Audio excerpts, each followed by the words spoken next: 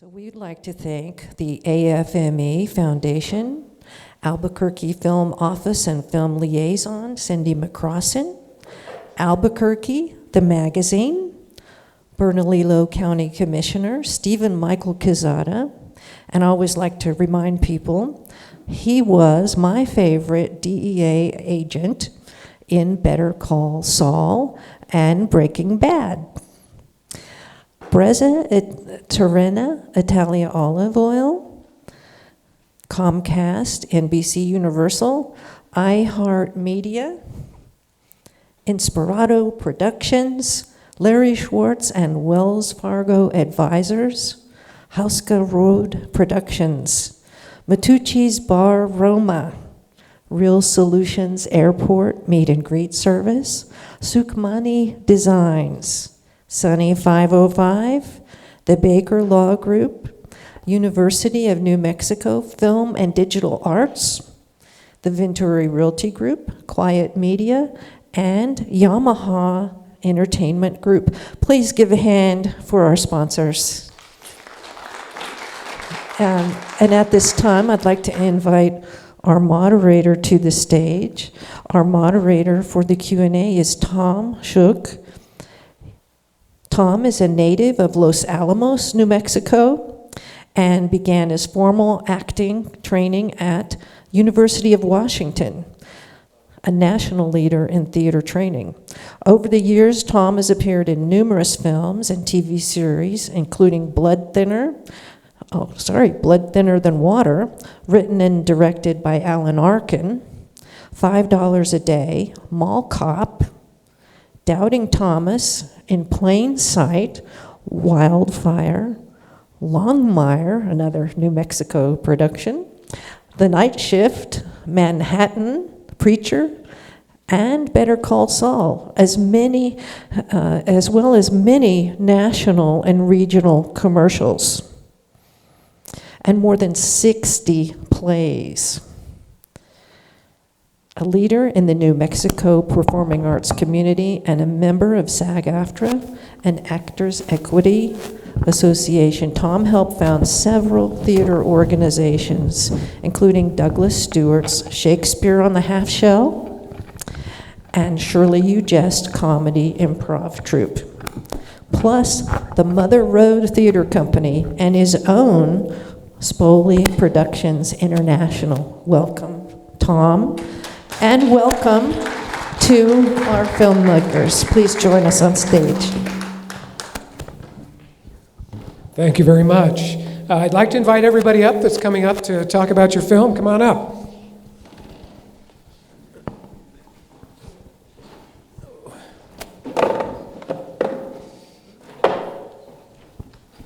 And as you come up, please, I'm going to hand you the microphone. Do we have a microphone for everybody? Okay. We'll pass those around. If you could introduce yourself, as I have not met you yet, and look forward to talking with you about your films. Hi, come on up. Anybody else? Anybody else? Any of our other filmmakers? No? Okay. We'll go ahead and get started then. First of all, I'd like to thank all of you for coming up here. I know you like to talk about your films, and I'd love to ask you some questions. Can we have another round of applause for everybody? Saw some lovely films today. Thank you so much. So what we're going to do basically is I've got a slew of questions here for you, specifically for your films and also general films about filmmaking as an independent filmmaker. And then we'll take some questions from the audience as well, because I'm sure they're very curious about your process and what it is you do and how you do it. That's why I do this, because I want to find those things out. Thank you so much. Can we pass the microphones around? Introduce yourselves, please, so we all know who you are. Hi, I'm Donald Watson. I was in Memory Lane, and I'm the executive producer of Memory Lane. Awesome. Hi, Rich Snyder, the movie NESHAMAH, writer, producer, actor. Great, thank you. Hey, I'm JJ Pollock. I wrote, directed, and edited Jettison.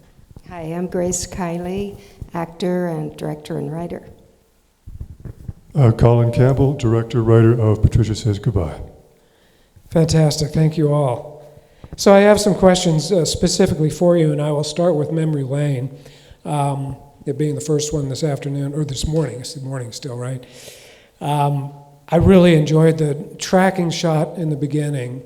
Love that. I've been in the restaurant business in and out my entire adult life, and just love seeing everything so specifically in that. And certainly there was a nice twist in the script towards the end. Can you tell me about working with your co-actor and the director and how you put that together, how it came about? Grab the microphone there. Thank you. I'm a trained actor from New York on the stage. I came out here about 12 years ago, knowing nothing about the industry. And then I had a great teacher in Venice, and she taught me that get rid of that Broadway, off-Broadway stuff, and listen to the other person. My co-star, Amy Shoemaker, gave me so much. I give her the credit. And I was listening to her, and then you get the feeling. And that's the way I work now, is like, wow, I can really feel the emotion of the other actor when you take the time to listen to them and then respond. And the director was wonderful, and the DP was wonderful. So they were setting it up, and after a while you realize, my job is easy. All I have to do, I know the lines, but I don't have to necessarily wait for the cue. I just look at the co-star and say, boy, she's giving me so much. Could be another actor or actress, doesn't matter. Whatever they're giving me, I feel it. So the way I work is through the emotional, call it method, call it whatever you want. It's the feeling of the scene and the other actor giving to me. Working with wonderful director Stephen LaMorte, and coming over and tweaking and giving it. It's a little gem of a film, and I loved working on it.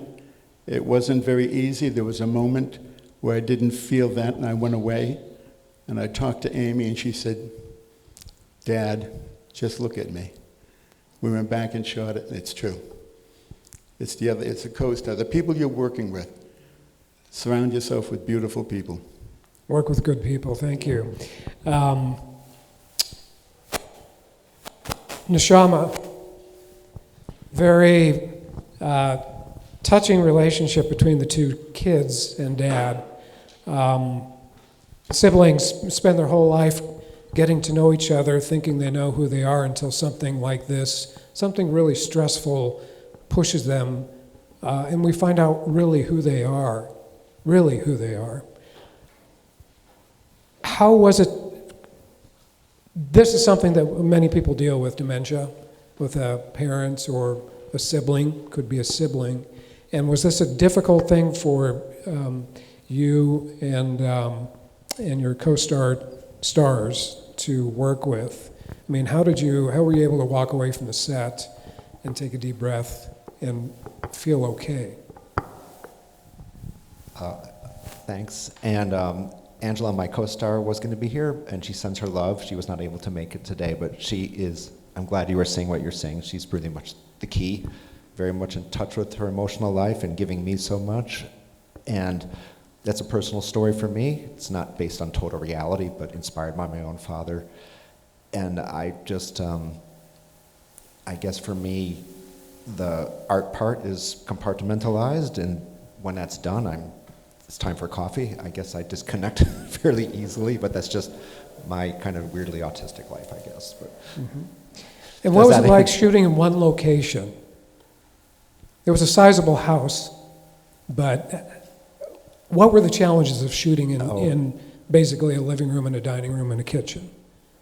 That house is a house that I know well. It's mine. But the set designer just did unbelievable work changing the house that I kind of knew into the house of Gary and Deborah and her father with all sorts of sentimental objects, and it was just enough for me to look at something on the wall to totally sink into the circumstances. So it was quite a delight to be there, and just these people who do set design, like our person, just like putting the giraffe on the bed between the pillow is just such a, that was all her, and it was just such a, to me, it's still my favorite moment. I like to see myself on screen, but the giraffe just kills me every time. That's great. Moving on, we don't have, I don't believe, a representative from Brother Story, do we? I just want to say a couple of words about it. That was a swift kick, by the way. Shocked everybody, including myself. A real family project. Looks like the crew and the cast and everybody had pretty much, probably half of those folks had the same last name. So it was a family affair, which is really great to see. I think everybody wants an older brother like Jack. I have 4 brothers, and Jack would have been a nice fit in my family. Patricia says goodbye.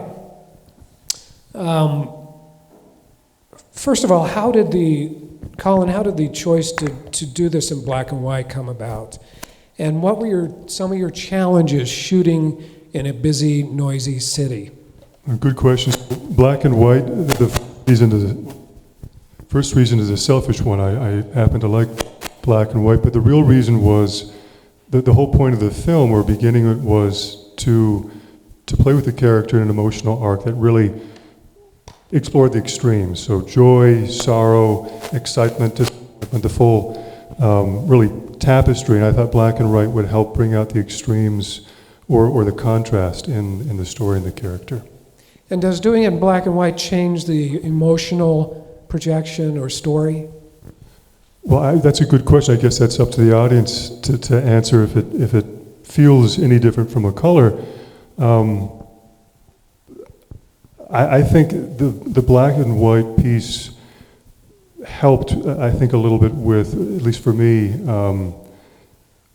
now I'm stumbling for words all of a sudden. I think the black and white was a component. I didn't want it to feel like an old-timey film. It wasn't supposed to feel like it was in the 1940s or 50s. It's supposed to be very grounded in the time it's in, which is very much the sort of the COVID moment when we shot it. We shot it in, October 2020. So in the midst of stuff. So the masks were not just for show, we had to do that because of the SAG rules.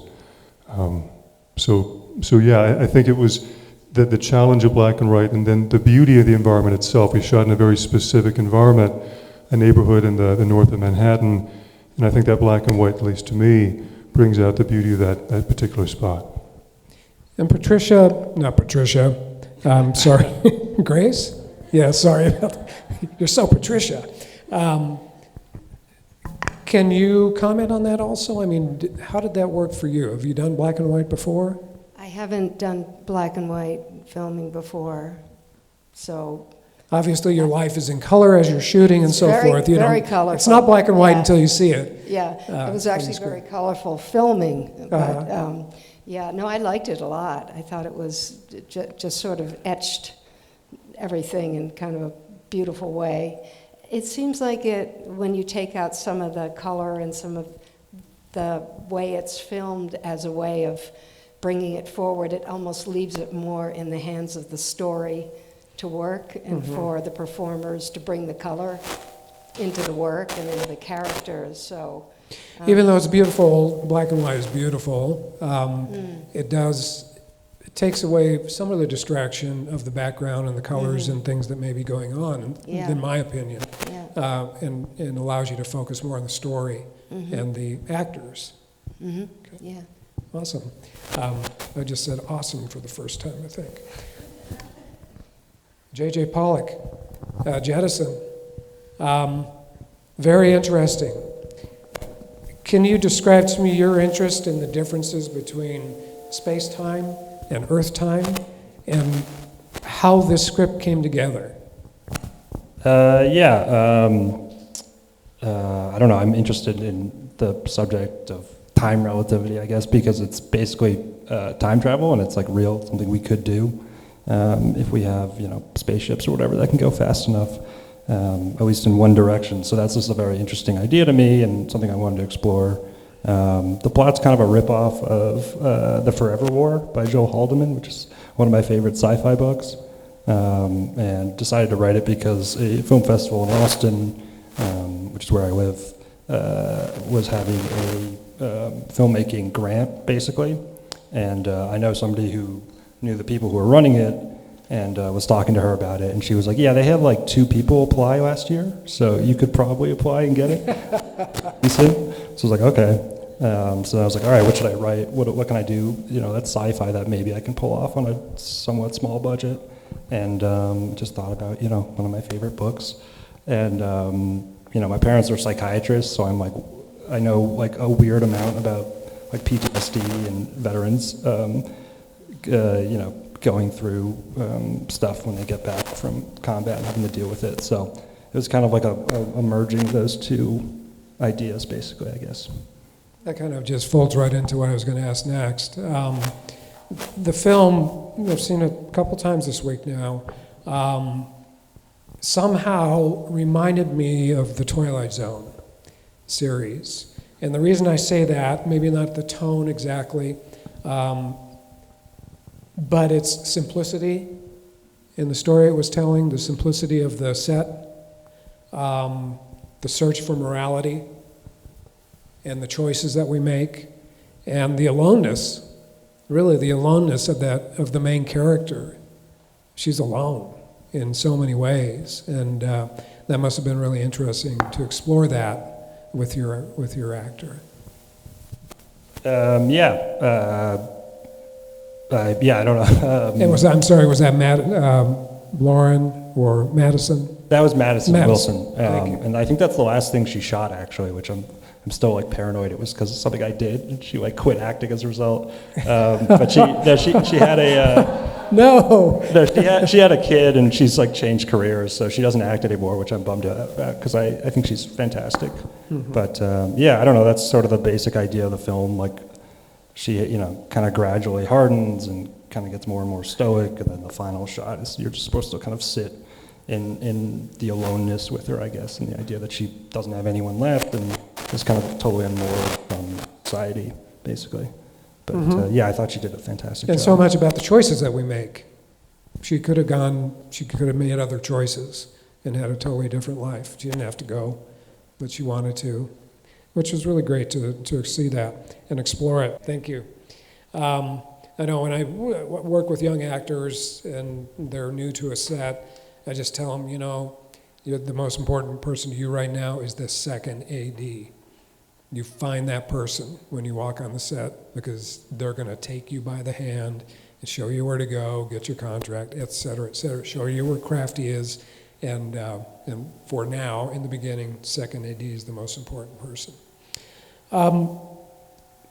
What does film school not teach you about filmmaking? What do they forget? Oh, what a big, hot question. What do they, I think what they forget, and see, I'm an actor first, so I'm coming from that perspective, that the heart of the film is the acting, is the character, it's the heartbeat. And with all of the beautiful technical part of it, if the acting is not really connected and grounded, the film doesn't go where it needs to go, ultimately. And the actors, you know, find and channel that. So that I feel strongly about it because of my own, because of the position I'm in. Sure. And for those of you who are directors and have directed, what don't they teach you? I'd say, I don't know, pre-production is where the film is going to get made or broken. You could have whatever plans you want, but if you don't prepare for it right, and if stuff starts to fall apart on set, you're not going to do any of it. So I think maybe they don't emphasize pre-production enough as they should. Yeah, I mean, no matter how much pre-production you go through, if it's months or even years of putting a film together, the first day on the set can be pretty hectic. Can I just quickly add something? Sure, of course. I think the other thing that is not directors in programs don't get trained in film specifically to learn how to rehearse with actors. I find many film directors, they're afraid, they're intimidated by the acting and the emotion, and once they know how to work with actors, everything opens up. So it's learning to rehearse that is so and important. how to work with actors in that way. And they need to know how to communicate with actors. You know, what is it you want? Oh, can you do it differently? Sure, what does that mean? What do you mean differently? We could do a whole day about that. Do you all see the world in the form of pictures? Is that why you do film? Go ahead, Colin. Oh, I gotta use this thing. Sort of, yes. I mean, I see things in images, but also in sound and music. So I suppose for me, it has to be both. I mean, and sometimes I think that the music inspires the pictures instead of the vice versa. Mm-hmm. And here's a big fat question. Oh, go ahead, Richard. Oh, I was just going to say yes. As a writer, which is my primary gig, I see what I'm writing visually, and I want the people reading the script to see it the way I see it. And do they oftentimes? No. Yeah. But that's the goal, right? Right. This word, letters on paper to create, to me, the images. Awesome. So I'm going to ask one more question because we're just about out of time here. And this goes to everybody. How do you reconcile the desire to achieve great art with the need to pay the mortgage? Have passion for your art. Everything else will fall into place. But have the passion for and the vision of what you want to do, and nothing else.